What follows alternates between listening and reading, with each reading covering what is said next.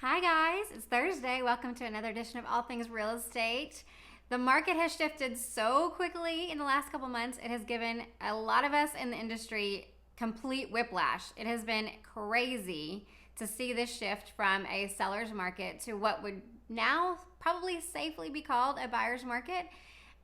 There are a few things that have really changed in the industry in the last few months, and I want to talk about the three things that we are seeing in the market that we haven't seen in years, okay? So I'm gonna go over those three things with you, so stay tuned. All things real estate, all things real estate. So the first thing that we started seeing rather quickly when mortgage rates started ticking up was seller paid buyer closing costs. We have not seen that in years because it has been such a seller's market that buyers were bidding way over list price and things like that. Well, now that has changed. We are not seeing as much bidding, and we are seeing buyers actually put in their contracts what's called a rate buy down.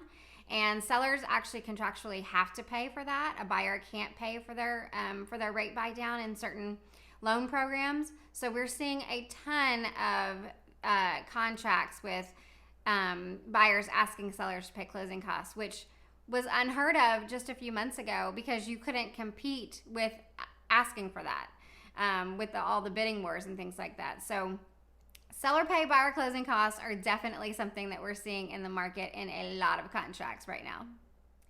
Another thing that we're seeing that we haven't seen in years in contracts are instead of buyers paying for the title policy, it is back on the seller side.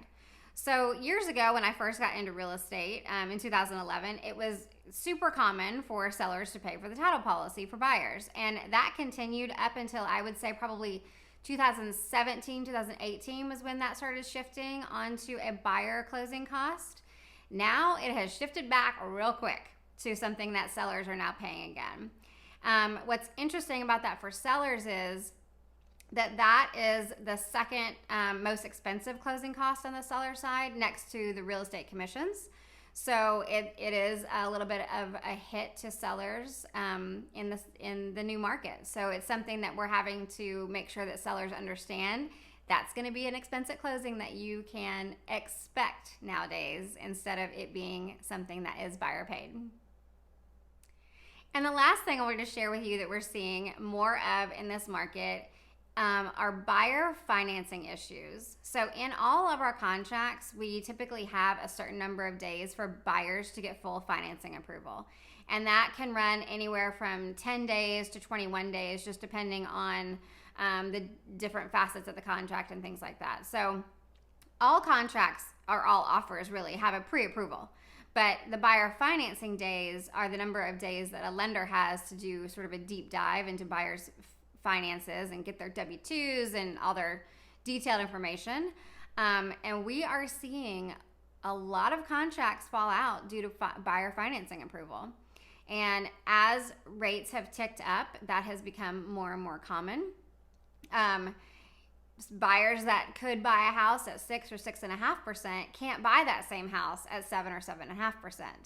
So you're really going to need, as a seller, a detailed and experienced agent to really look at that with you and make sure that the buyer financing approval covers some level of rates being higher during the course of the contract. Since we are seeing rates ticking up at a pretty good pace, those upticks in a mortgage rate during the course of a contract, which is typically 30 days, that can have an effect on whether your buyer can close or not. So that is something that you really need to be watchful for in any kind of contract process, is make sure that your buyer is approved for financing up to probably a rate increase of 1 or 1.5% during the contract.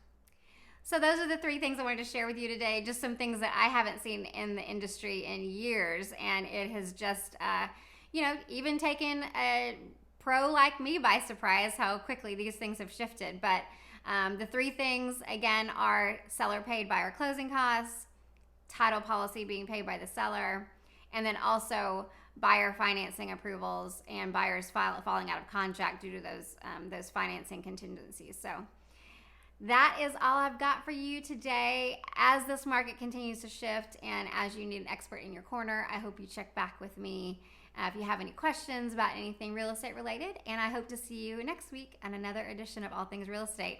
Thanks for tuning in. Bye-bye. All things real estate.